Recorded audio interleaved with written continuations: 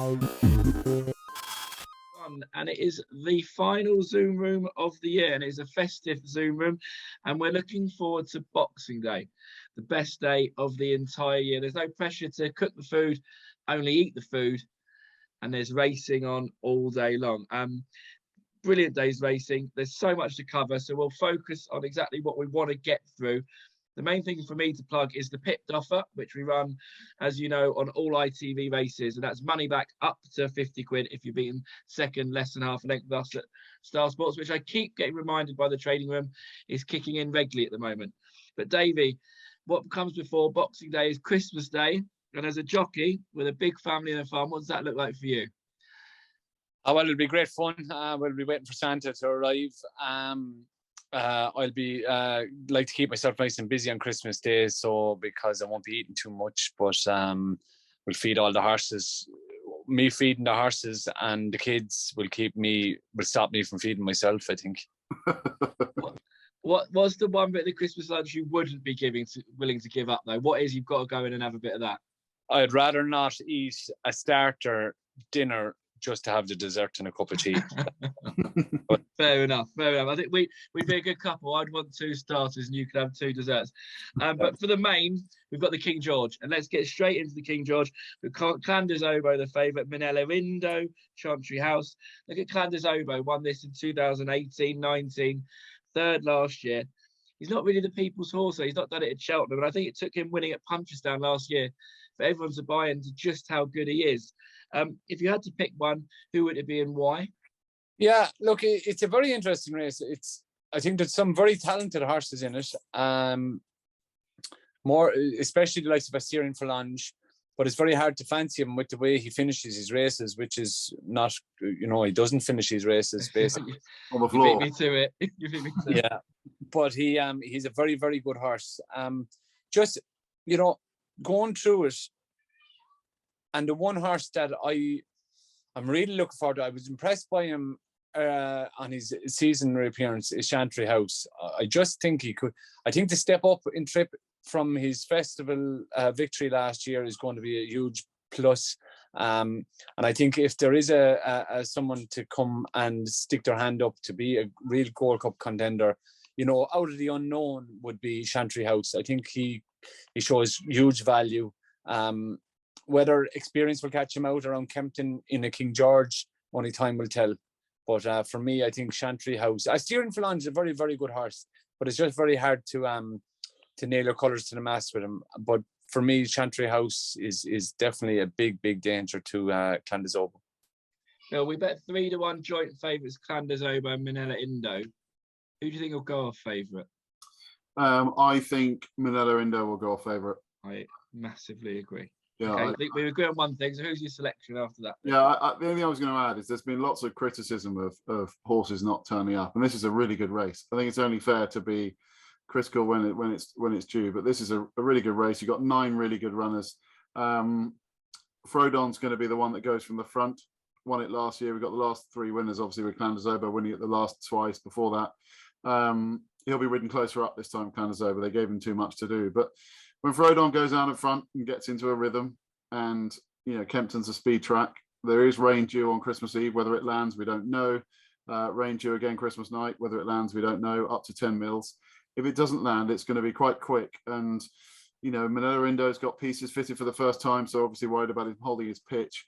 I would probably opt to go Frodon or Chantry House. As Davey's gone Chantry House, I'll go Frodon because he'll keep it simple from the front. Fine. Well, that's that. The other 2 races I want to touch on quickly on the Kempton card are the 155, the Corto Star Novices Chase. Corto Star being the greatest horse of all time. I think he deserves more than a novice chase, but we'll talk about that another time. A match bet, pretty much. We bet 4-5 Brave Man's Game, 6-5 Ahoy Senor.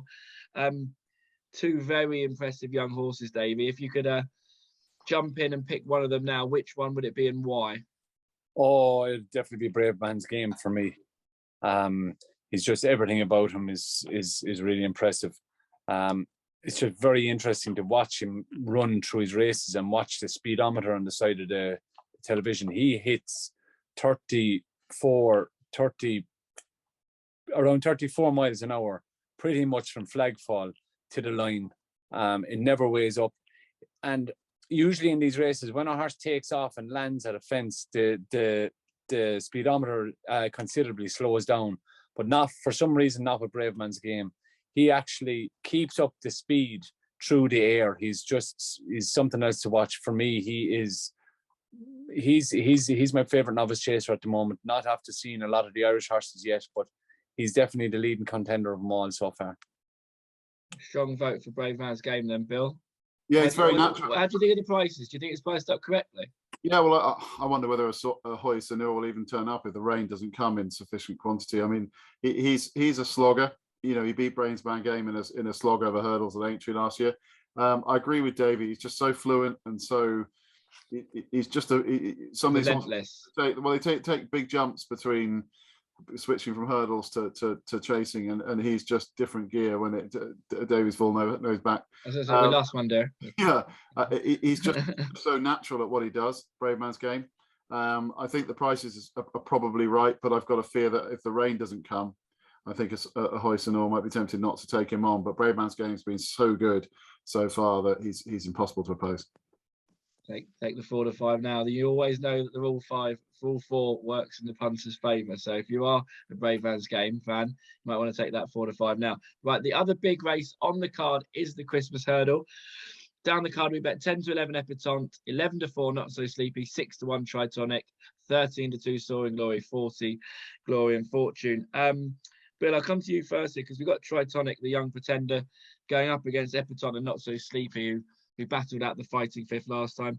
I thought with the benefit of the runs on the flat, Not So Sleepy got so close. I'd like to think Epatante would turn him over this time, but what chance do you give Tritonic against the two, please? Yeah, well, on a track that will suit, unlike Cheltenham. Yeah, I mean, a big chance if I discussed this with Davey earlier. A big chance if he hadn't run a week ago, which makes life pretty hard to turn it around. He had a hard. I was at Ascot last weekend, and he won easily, but he had a hard race, and it's very hard to back that up so quick. When you say he had a hard race, quantify that, please. Well, they come. Were you there? Like, did you like? As if you saw visibly. You visibly see them come in. They're tired horses. It was the ground wasn't bottomless, but the horses that were finishing and coming back into the winners and closures were tired horses. And Davey, look, Davey's a horseman. I'm not, but I think Davey will be supportive of the fact that it's pretty hard to back up a really good performance, or else lots of horses would do it a lot more. Yeah, but I suppose, look, if he was going back for a handicap, under a minimum penalty or something, that'd be fine, and it can be done. But you're going from a really competitive handicap to a grade 1 top of the range champion hurdle kind of a race. That's not going to be easy. And if it was done the other way around, you might say it could happen, but not this way. Hello, Daddy. Come on, come and say hello. Hello. Jamie thinking they'd be in bed at 8 o'clock. No chance. My wife only has 2 hands and 4 children, so and this one likes to sneak into Dad, don't you? What's Santa bringing you for Christmas? He'll tell you though. What's Santa bringing? Bubbles. What's he bringing? Bubbles. Bubbles, is he? Bubbles. Yeah. What else is he bringing? Bubbles are good. And that's all. That's bubble. All. Yeah. If it doesn't arrive, you let me know and I'll go and sort him out. Okay? Yeah, Santa's going to come, isn't he? Yes. Come on, you run down to the kitchen. Come on, good girl. Yeah. You're going to go down to Mum? I want her to go and get one of those spare dummies for Luke. That'd be perfect. If she is interested, we are going to move on to the Leopardstown card now, so that might be more her thing than Kempton. We haven't gone through selections yet. We haven't done selections for the Christmas hurdle. I've been thrown off my game. We haven't done selections for the Christmas hurdle. I think we've worked out that Tritonic won't be able to win it then. So where are we going with selections, please? But I've got a feeling you're going to give me one at a price here then. No, the big issue I've got with this race is where the pace is going to come from, because who's going to go forward? Because Glory and Fortune is held on to, Not So Sleepy was held on to at Newcastle when we know he can go forward. Soaring Glory wants to be held on to, Tritonic wants to be held on to, and Epatante wants to be held on to. So you've suddenly got 5 horses with no pace. I was keen to go with Soaring Glory because I think he's got a good run in him, but I do worry about the lack of pace for him. But if I had to have a bet in the race, I'd go Not So Sleepy, because I thought he there's no way that she should be odds on and Not So Sleepy should be 11 or 4, 3 to 1. I think it'll be closer to them. And if the rain arrives, it might be a bit of a sprint and a dash for the cash. And my only worry with the filly, or the mare, or what she is now, is ever since that when she won at Newcastle last year, her form hasn't been terrific. She's been running okay, but she's 10 pounds below what she was achieving then. And I think she's vulnerable. And I would go with probably Not So Sleepy. Davy selection. Yeah, look, I've a soft spot for the filly. I think, you know, she's a very, very good hurdler. She's still only 7, but the handicapper has it down that they really are going to dead heat. 160, 153. She's getting the £7. The slower they go, the better it'll suit her. So, you know, for all them reasons, I'm sticking with the filly. I'm just a big fan of hers. Right, Bill. Just quickly, we're going to go to Leopardstown. Is there anything else you want to mention at Kempton? Yeah, just in the 120. Have a look out for Danny Kerwin, Paul Nicholls' horse, in the handicap chase. Made his chase debut going left-handed at Cheltenham. Didn't run badly, but it's never run well going left-handed before. His 3 wins over hurdles were all right-handed, and I think this had been the plan for some time. Second run back after the wind up. Mark of 133. There's 2 Henderson hot pots to probably beat, but I just thought Danny Kerwin, to me, looked the bet on the card. Perfect. Thank you. Right, Leopardstown, short drive from home. The 110, Davy, cracking looking heat this, the juvenile hurdle, the grade 2. And you ride Phil Dore, who is the 4-1 anti-post favourite for the Triumph hurdle.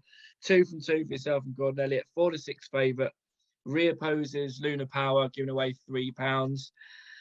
Tell us a little bit about him. Yeah, look, we're mad about him. He's very professional.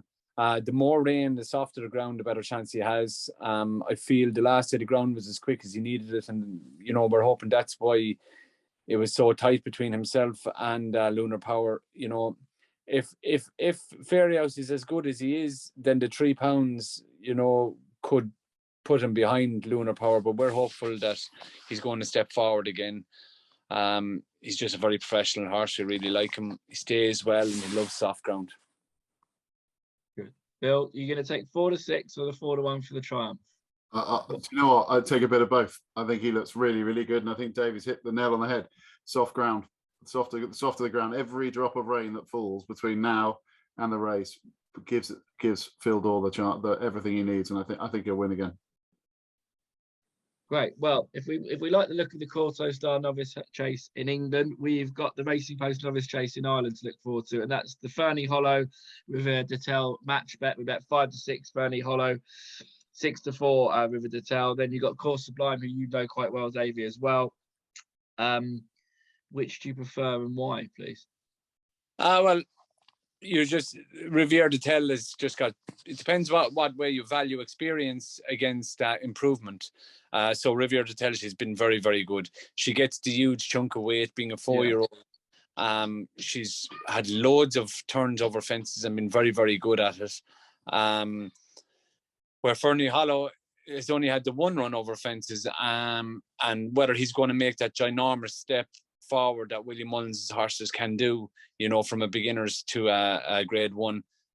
For me, Fernie Hollow probably has the scope to do it. We all know he's very talented, but we don't know how talented he is over jumps because we only saw him once over hurdles, which he beat Bob Ollinger, which is, you know, but it was still only a maiden hurdle. And now we only saw him once over fences where he beat Course Sublime. Not as, he didn't really stamp his authority on it, but for them reasons, I would hope that there's loads left in the locker. I think he'll be better going left-handed. And I think there is a huge step up in improvement for him, but he'll need to step up plenty from Punchestown to here because the filly will take a bit of whacking. Bill? Yeah, I echo everything. Great match bet, isn't it? Yeah, it's a great. Is it a match bet? It's a great match, and the filly will give him something to aim at. It'll be a real good duel turning in. But you just go back through Fernie Hollow's form from winning the champion bumper, beating Appreciate It 2.5 lengths, and then going out and beating Bob Ollinger. It's not bad. It's kind of working. Not bad, is it? Yeah. It's working out, as they say, and it's just. You wouldn't mind owning it, Bill, would you? You wouldn't mind at all, but you've got to make that jump. You've got to switch. I mean, I wasn't blown away with the chasing debut. I know he didn't do anything wrong, but it wasn't one of those wow wins. He did it very well, but there were moments where you thought this is a race, and he'll have to step up again, like Davey says. I think the most likely scenario is that the filly will give him a fright, but won't win. I think that's the most likely scenario, as in it'll be closer than people think, and he might be all out to hold her, to reel her in. But I would still vote with Fernie Hollow, to be honest. Okay, me too. Right, let's wrap up Leopardstown. Davey, you've got a few other rides on the card. I'll just read them. You've got Dartington in the maiden hurdle for Gordon, Ashtree Meadow and 12:35. You've got the Greek, and you've also got Coach Carter. Any of those four that you particularly want to give a big word to? Ashtree Meadow, you know, is a lovely horse. He's had his run around Fairy House, but he's got Sir Gerhard to contend with. So, but he'd be the best of the rest, you know. And Bill, anything on the undercard for you? No, nothing. It looked trappy. I think if Davey can get anywhere near Sir Gerhard, he's doing quite well. Yeah. Listen, what a day's racing it is, isn't it? You know, there's going to be a lot of questions answered on the 26th. I'm really looking forward to it. I thank you both for your time. Everyone at home watching, enjoy your Christmas. Yeah, just quickly before you wrap up, just quickly, Luke, just quickly a word, Davey, on the other Grade 1 in Ireland, the 240 at Limerick. Just a word on Farouk Dalen of Gordon's. Yeah, very interesting race. I'll tell you, you know, I could have just as quick went down to ride him now. He's in super form. I think he's going to take he's going to give them all plenty to do down there. He won at the meeting last year. He took really well to fences. He has point-appointed, so the inexperience may not count as much as others. So he beat Vanillier over hurdles there last year. Yeah, no, he's a good horse, and he's in super form at home now. He's one horse that really is, you know, he's come on leaps and bounds from Navan, and it was a good field in Navan. It was a big field, so he would have gained an awful lot of experience there. That's Farouk Dalen, 240 Limerick. That might just be the best bet in Ireland, Luke. Yeah. Thank you to my glamorous assistant for not cutting us short there. But let's hope that the extended 1 minute of this video was well worth it, so everyone can chuck Farouk Dalen in at 2-1 into all their backers and get a bit more money to play with on the 27th. Thanks both. Enjoy your Christmas. Thank you.